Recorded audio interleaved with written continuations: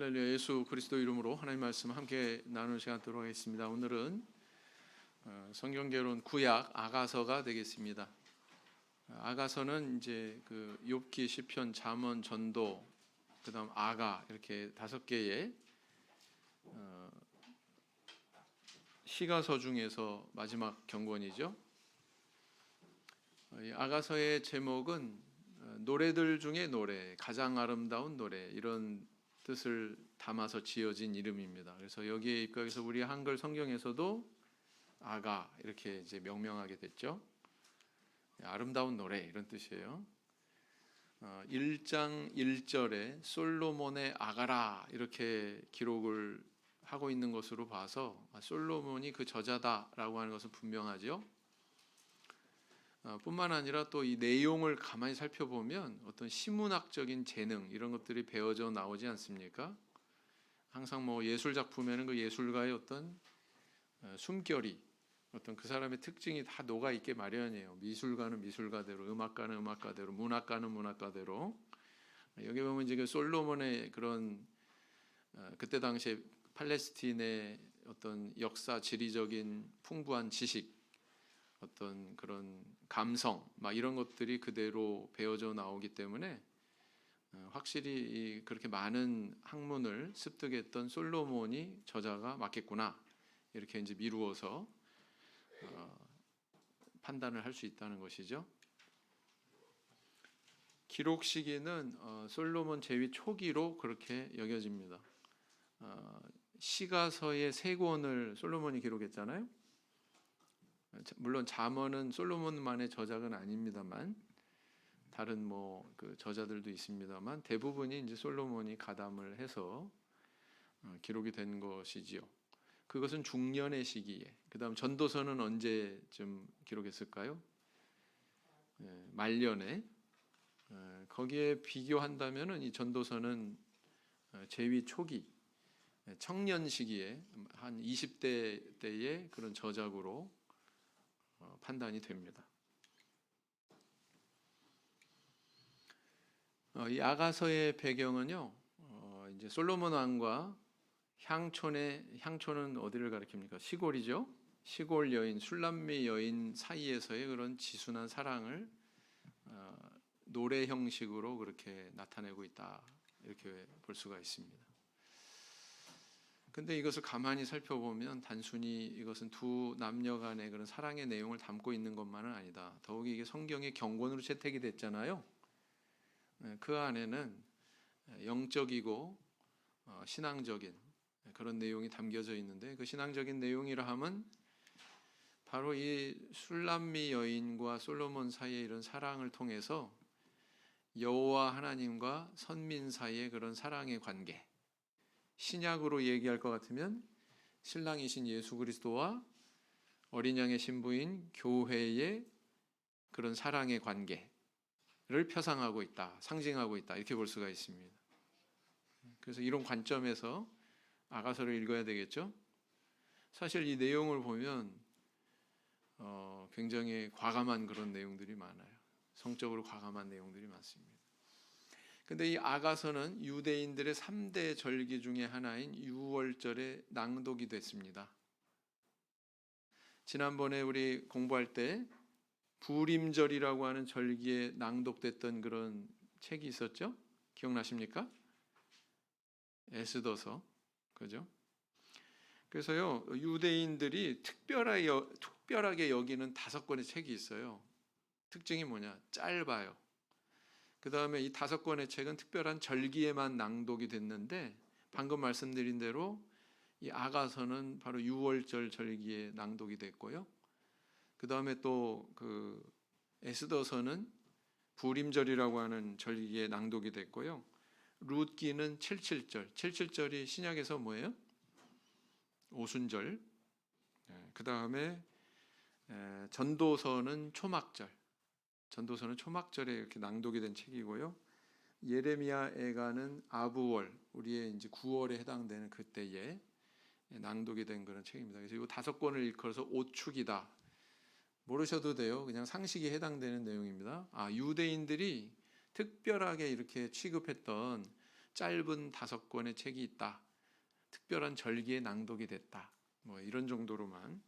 그 중에 하나가 바로 뭐냐? 오늘 이 접하시는 아가서다라는 겁니다.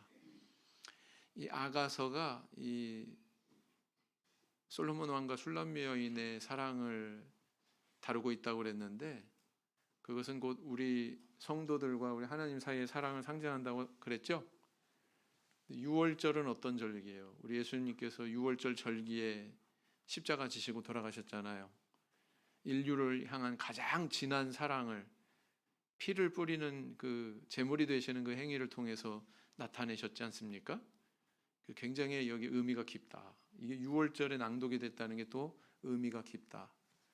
그것은 이 경권이, 아가서라고 하는 이 경권이 그런 상징적인 차원에서 해석이 돼야 된다는 또 암시이기도 하다. 이렇게 볼 수가 있습니다. 자, 그래서 여기에는요, 여호와 하나님이라고 하는 그런 단어가 등장하지 않습니다. 그것은 곧 뭘 의미한다?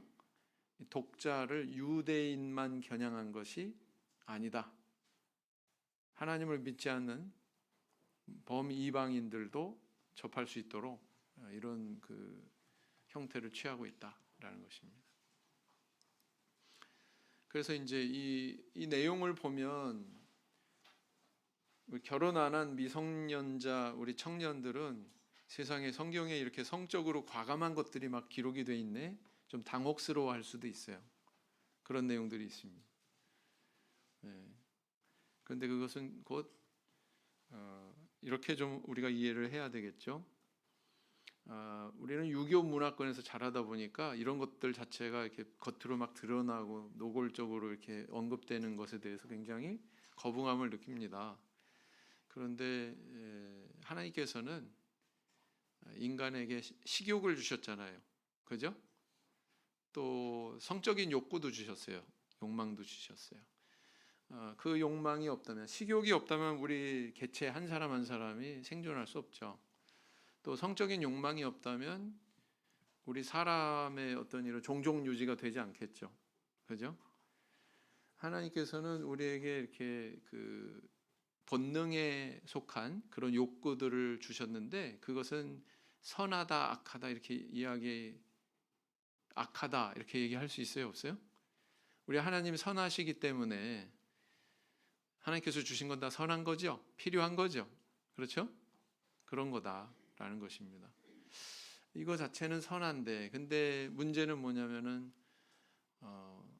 식욕을 내가 느껴가지고 그 식욕을 채우기 위해서 남의 음식을 막 훔쳐가지고 만약에 내 배를 채우려고 한다면 그것은 범죄잖아요. 그런 것처럼 성적인 욕망도 정당한 경로를 통해서 그것을 취하도록 하나님께서는 요구하신다. 그래서 결혼이라고 하는 제도를 통해서 가정이라고 하는 울타리 안에서 그 욕망이 채워지도록 한 거죠. 그렇습니다. 그래서 그 욕망 자체가 뭐 더럽다, 악하다 이렇지는 않다. 하나님은 절대로 그렇게, 성경은 그렇게 절대로 가르치고 있지 않다라는 겁니다. 아시겠죠? 자, 그래서 이렇게 두 사람의 그런 연모의 정을 드러내는 가운데에 10종류의 야생동물, 18종류의 꽃과 나무들이 등장합니다. 사랑에 빠지면 어떻다고 그래요? 눈만 돌리면 다 세상이 다 아름답다고 그러죠? 그죠? 네, 그렇습니다. 우리 송 집사님께서 세례 딱 받고서 이제 차 타고서 오시는데 그때의 감회를 간증을 하셨어요. 제가 영상으로 촬영할 때 그런 간증을 하셨는데 뭐라고 하셨냐면, 꽃을 봐도 아름답고 풀을 봐도 아름답고 하늘을 봐도 아름답고 온 세상이 다 아름답더라, 그렇게 말씀하셨거든요. 그게 하셨죠? 네, 그런 것처럼 말하자면 이제 우리가 그 세례 받았다라고 하는 것은 예수님과 결혼식을 행한 것과 똑같습니다. 그렇죠? 예수님과 특별한 관계를 맺은 것과 똑같아요. 그래서 그러면 새로운 존재가 되는 것이고, 새로운 존재가 되면 새로운 존재로서의 눈으로 세상을 볼 때에 다 다 이렇게 보인다는 거예요. 아름답게 보인다는 거예요. 그래서 그런 부분을 우리가 여기서 음미해 볼 수 있다. 아가서에 보면 뭐 막 옛날에 우리 이미 기혼의 우리 성도님들은 사랑하는 남편, 사랑하는 아내 만났을 때 감회가 막 떠오를 거예요. 그런 적이 한 번도 없다고요? 그럴 리가. 네.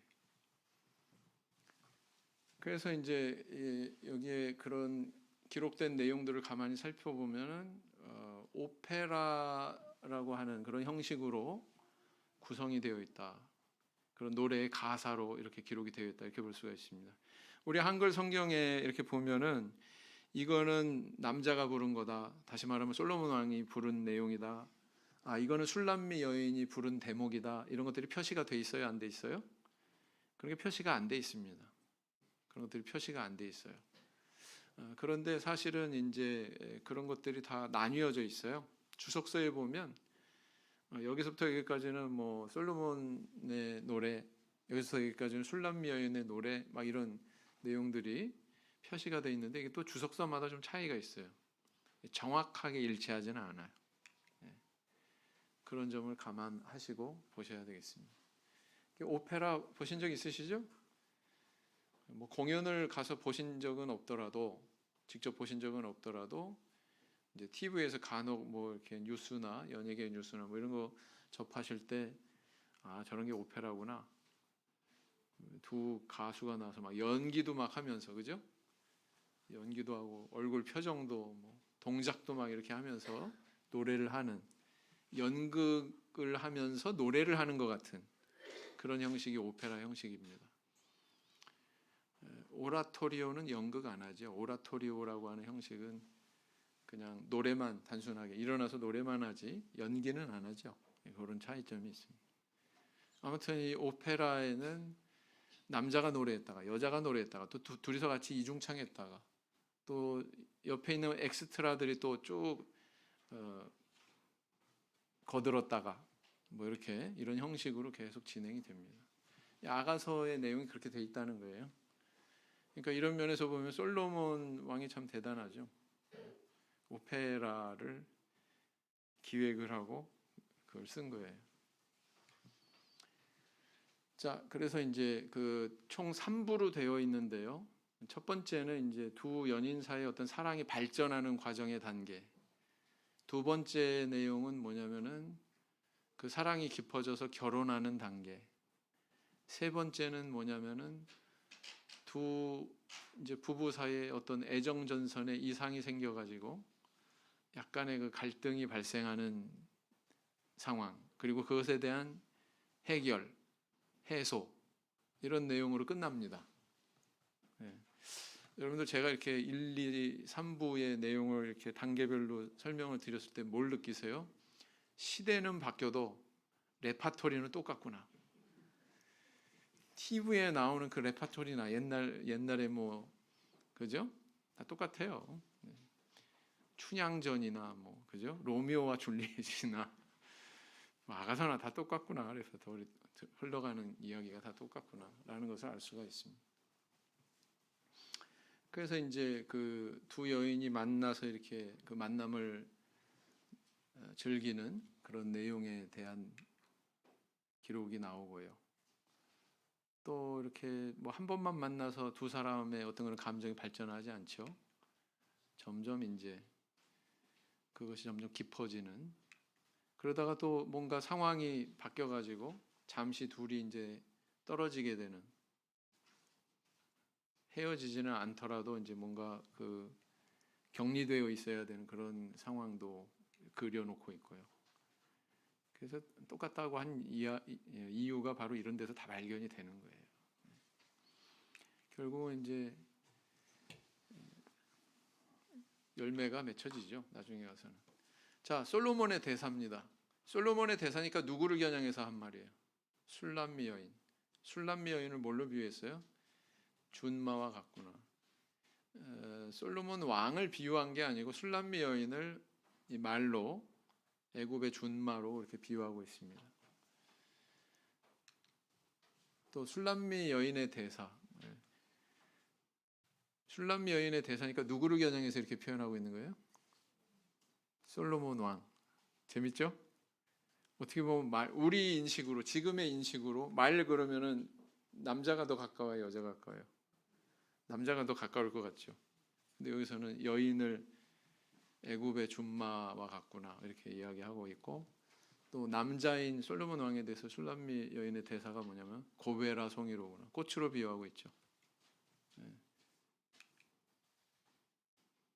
그 다음에 자기 자신에 대해서도 표현하는 경우도 있습니다. 슐람미 여인이 나는 샤론의 수선화요, 이렇게. 이거 그냥 글로만 읽으면 어떻게 생겼는지 모르잖아요. 그러니까 그 아름다움에 대해서 잘 느끼지 못하잖아요. 그죠?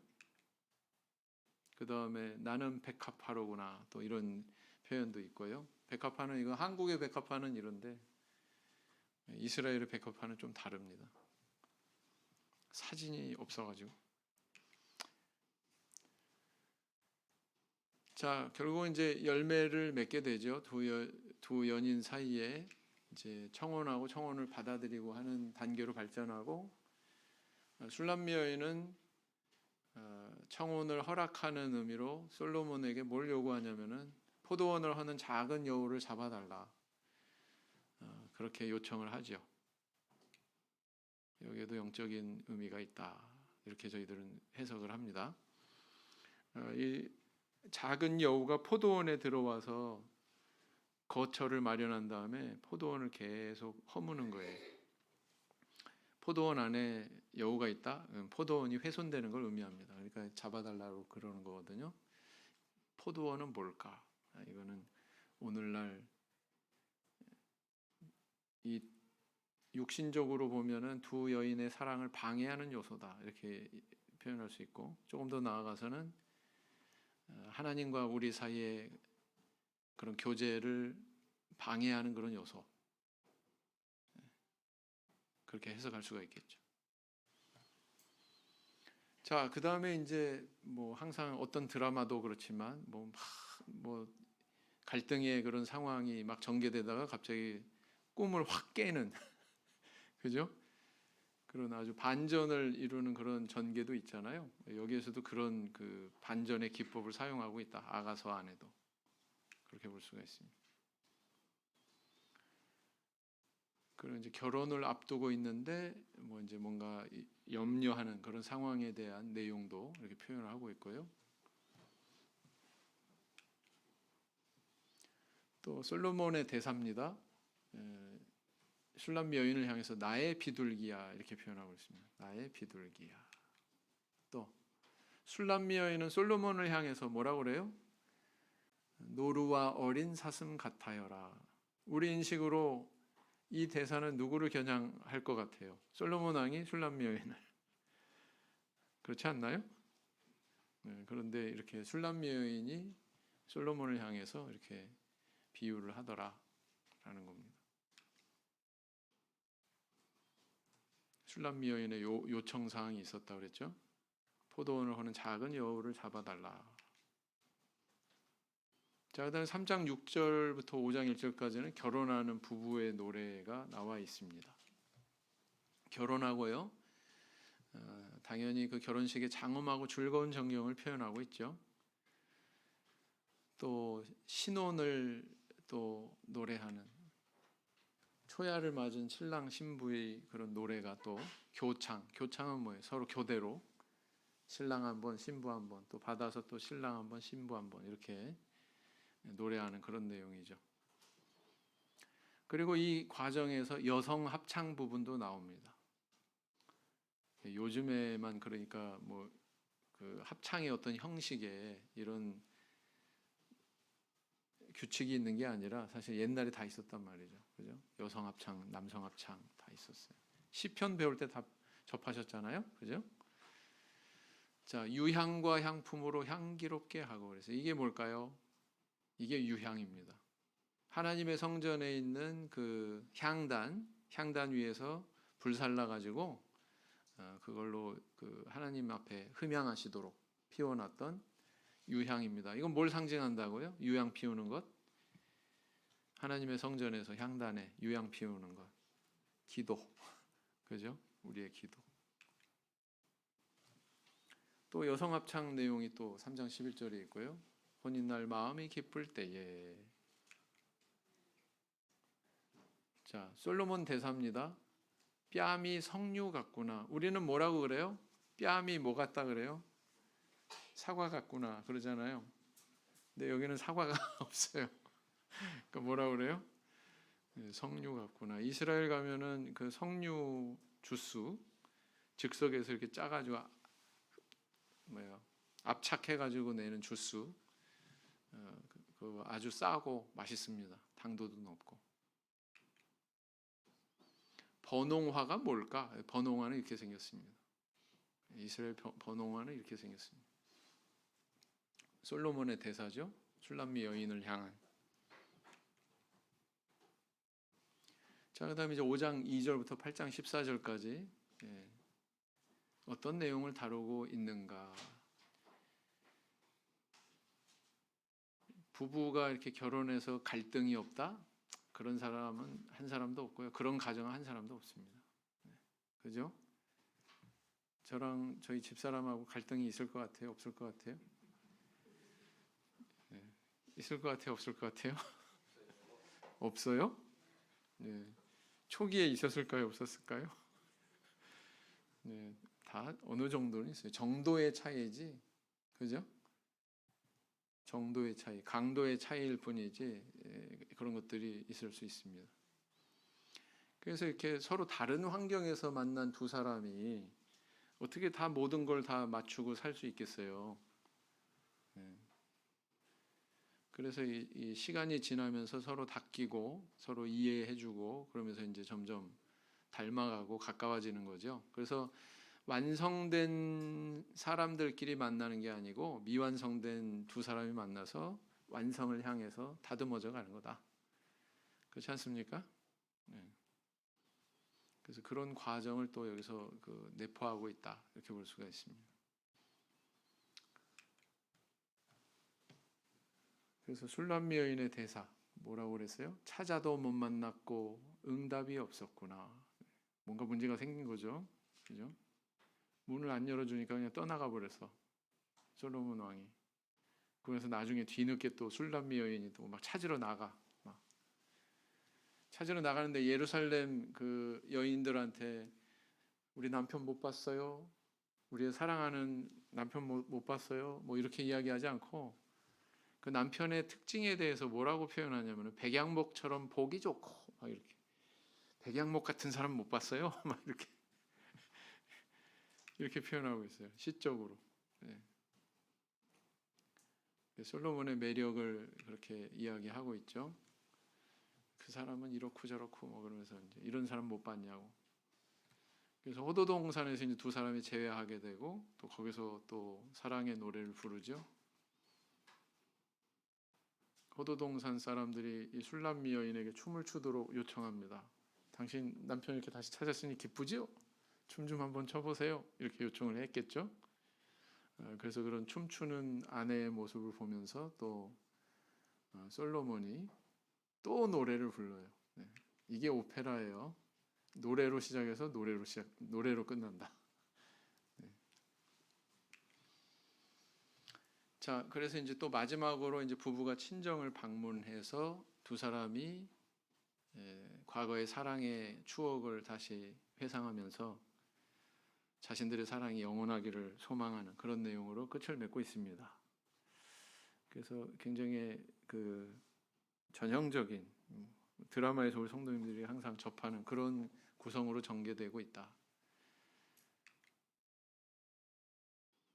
솔로몬의 대사 7장 6절에 어찌 그리 화창한지 이렇게 이야기하고 있죠. 또 솔로몬의 대사 내 키는 종려나무 같고 열매송이 같구나 뭐 이런 내용들이 나옵니다. 이게 종려나무인데 사실은 종려나무가 아니라 무슨 나무라고 그랬어요? 대추야자나무. 모양이 이제 종려나무랑 비슷하다 보니까 이것을 이제 중국 성경에서 번역하면서 종려나무라고 번역을 했는데 사실은 대추야자나무가 맞습니다. 보기 좋죠? 아주 탐스럽습니다. 가서 이제 이스라엘 성지순례 가면은 이 나무를 자주 보게 되는데 굉장히 열매가 탐스러워요. 그리고 저거 하나 땄으면 좋겠다. 막 손이 가고 싶은데 워낙 높아서 한 5m 막 이렇게 4m, 5m 막 이렇게 높으니까 저걸 어떻게 수확할까요? 이스라엘 사람들이 똑똑하잖아요. 이스라엘에만 있는 농기가 있어요. 그 뭐냐면은 벤치 모양으로 된 커다란 이 집게가 있는데 그걸로 나무를 딱 잡아요. 그리고 스위치를 넣으면 막 흔들어요. 막 흔들어요. 그러면 어떻게 될까요?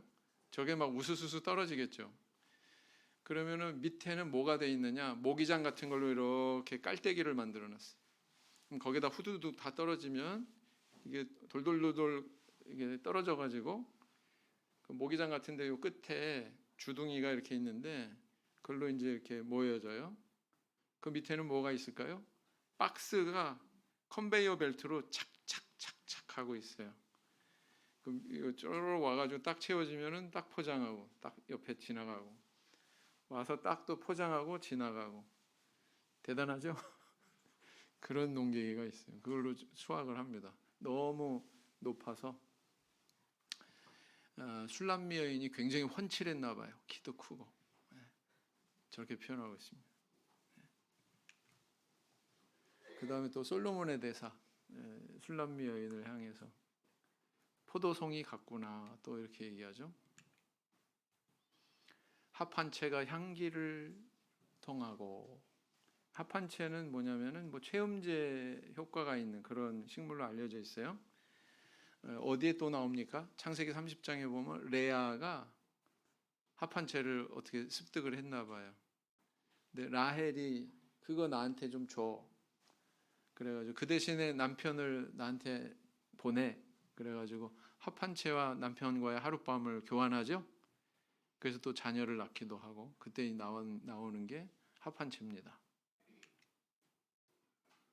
자, 그래서 아가서의 맥락은 아까 이제 배경에서도 말씀드린 것처럼 그리스도와 교회의 관계를 비유하고 있다. 솔로몬 왕과 술람미 여인의 관계를 통해서 그리스도와 교회의 관계를 비유하고 있다는 것입니다. 그래서 이런 깊은 사랑의 교감은 이 그리스도의 교회가 하나님과의 그런 교감이 이러해야 된다라는 것을 교훈하고 있는 것입니다. 자, 에베소 5장 22절 형제반, 28절 자매반 읽어보겠습니다. 형제반 시작. 아내들이여 자기 남편에게 복종하기를 주께 하듯 하라. 목소리 커지시는 분이 계신 것 같아요.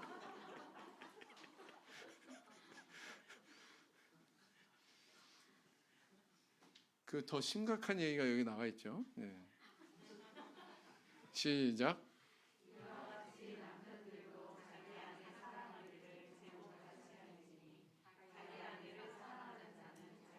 사랑하는 것이라 그랬어요. 네. 다른 곳에서는 또 그리스도께서 자기를 내어 주신 같이 그렇게 사랑하라고 그랬어요. 네. 아내 사랑하기를. 네. 한쪽에만 큰 소리로 읽으시면 안 됩니다. 자, 또 읽겠습니다. 시작. 이러므로 사람이 부모를 떠나 그 아내와 합하여 그 둘이 한 육체가 될지니 이 비밀이 크도다. 내가 그리스도와 교회에 대하여 말하노라. 에베소서 5장 이 부분을 보면은요, 남편들아, 아내들아, 뭐 이렇게 쭉 나오거든요. 부부에 대한 그런 윤리 교육을 하다가 갑자기 마지막에 가서 이 비밀이 크도다 이렇게 나와요. 내가 그리스도와 교회에 대하여 말하노라. 그러니까 그리스도와 교회 사이의 관계는 바로 우리가 가정에서 경험하는 남편과 아내 사이의 관계와 긴밀한 어떤 내용이 있다는 거예요, 없다는 거예요? 있다는 거예요. 네. 있다는 거예요. 그래서 이 원리가 다 통하고 있다. 하나님과 우리 교회 사이의 관계와 남편과 아내 사이의 관계에 이런 어떤 원리가 다 통하고 있는 거다. 그걸 의미하고 있는 겁니다. 그러니까 이렇게 표현하고 있는 거예요. 이 비밀이 크도다. 네. 자, 성경에 보면 이렇게 그 교회를 여인으로 비유하는, 아내로 비유하는 예들이 참 많아요. 그리스도를 남편으로 비유하는 예들이 참 많습니다. 고린도후서 11장이죠. 형제반 시작. 내가 하나님의 열심으로 너희를 위하여 열심 내노니 내가 너희를 정결한 처녀로 한 남편인 그리스도께 드리려고 중매함이로다. 고린도 교회 성도들한테 이렇게 얘기하고 있거든요. 계시록 21장 자매반 시작. 또 내가 범에 거룩한 성 새 예루살렘이 하나님께로부터 하늘에서 내려오니 그 예비한 것이 신부가 남편을 위하여 단장한 것 같더라. 마지막이죠. 계시록 21장.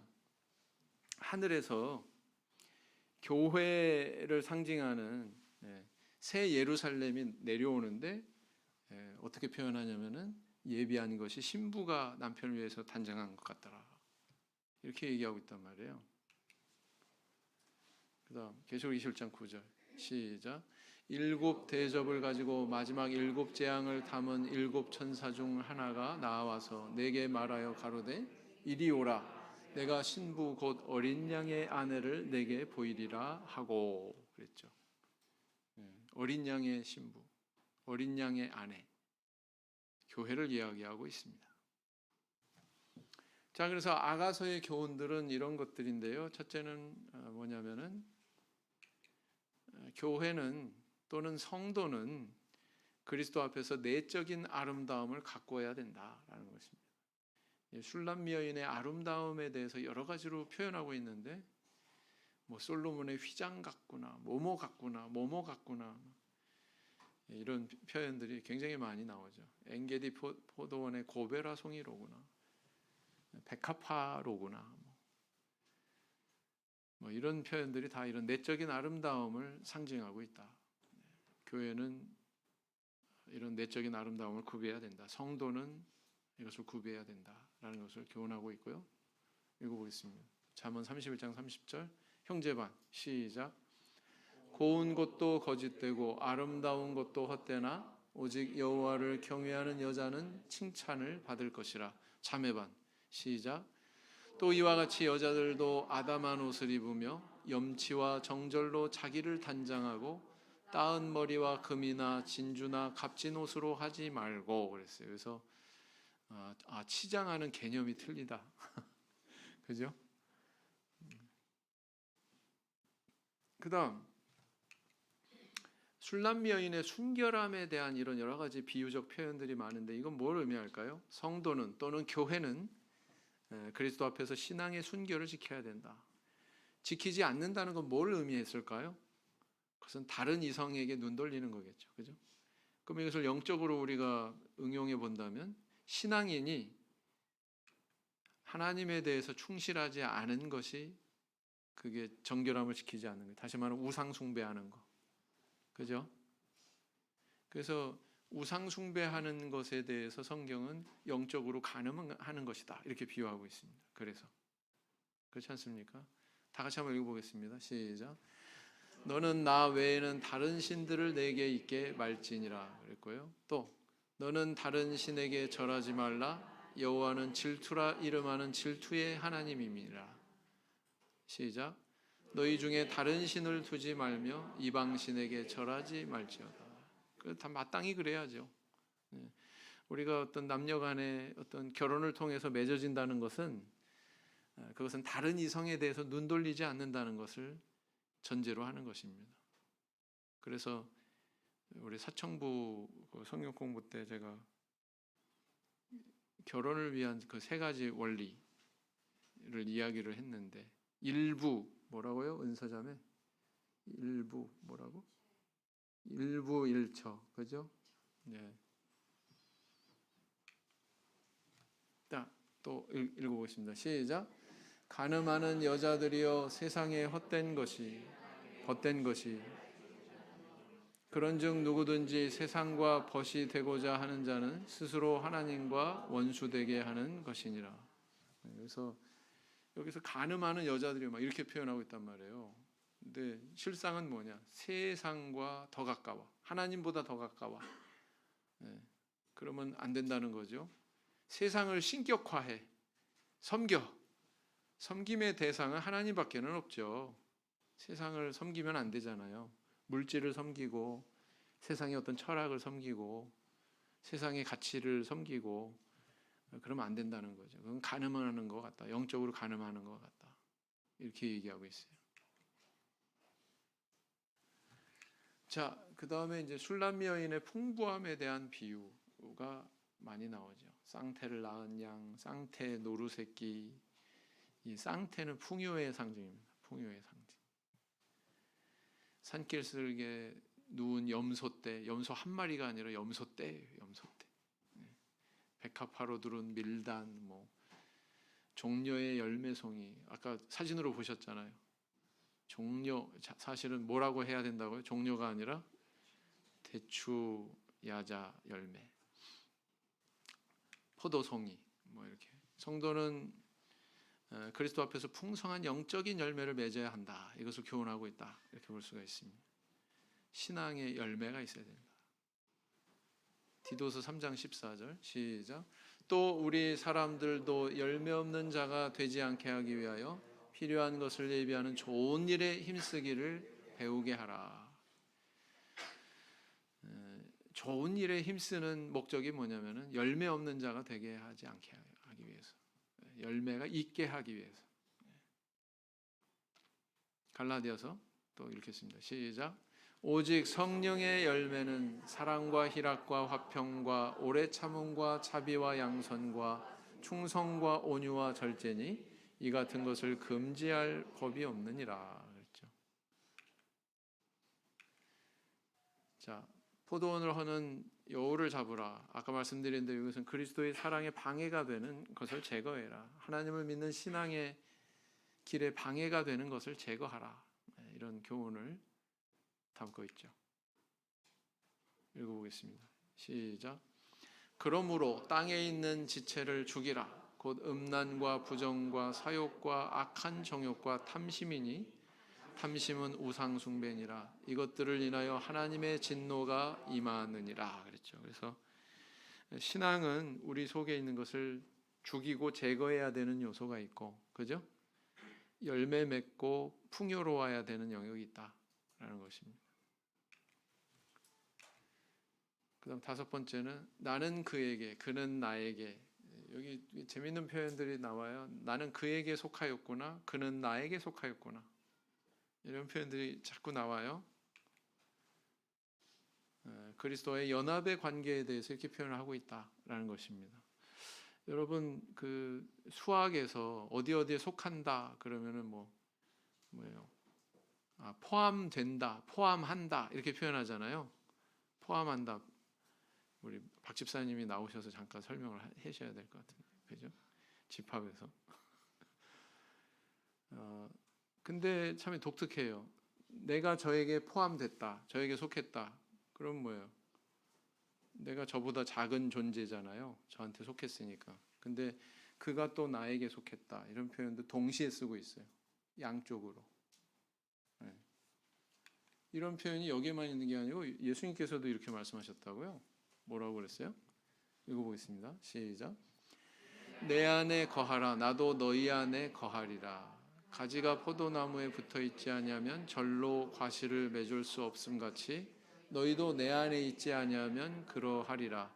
나는 포도나무요 너희는 가지니 저가 내 안에 내가 저 안에 있으면 이 사람은 과실을 많이 맺나니 나를 떠나서는 너희가 아무것도 할 수 없음이라. 그죠? 그가 내 안에 내가 또 저 안에 이렇게 표현하고 있단 말이에요. 부부는 어떤 존재냐? 바로 이런 존재라는 거예요. 그래서 젊었을 때 뭘 잘 모르는 그런 청년 시기의 부부는 뭐라고 얘기해요? 넌 내 거야. 이렇게 얘기할지 몰라요. 시간이 지나고 성숙하게 되면 나는 당신의 것입니다. 이렇게 바뀌는 거죠. 아멘이 안 나오는 걸 봐서 아직 그 단계까지는 다 안 나가셨다.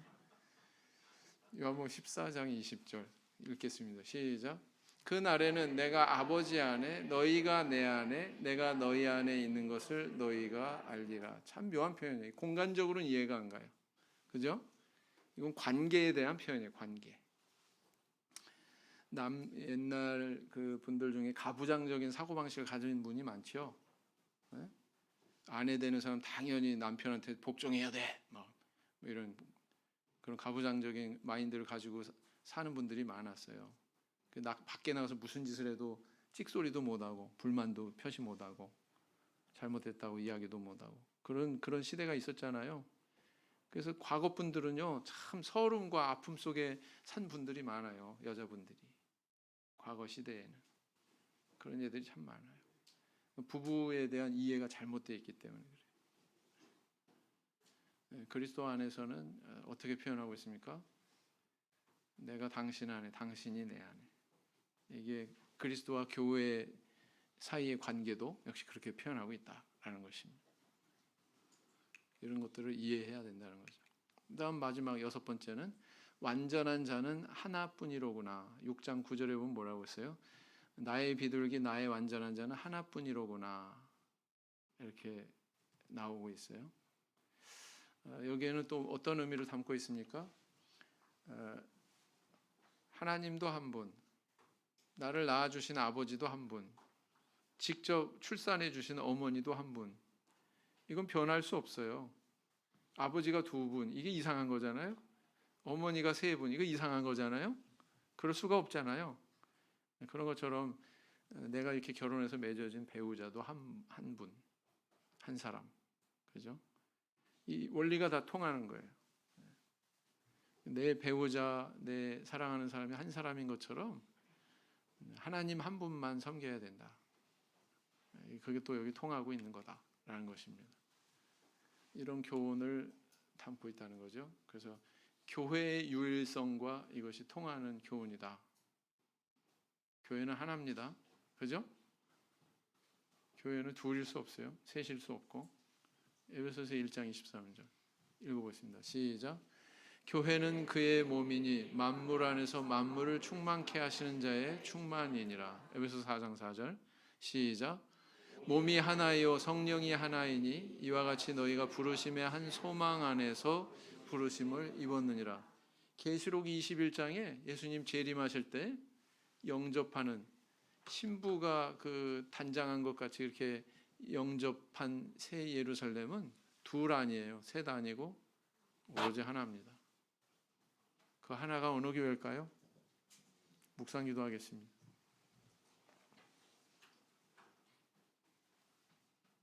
아멘.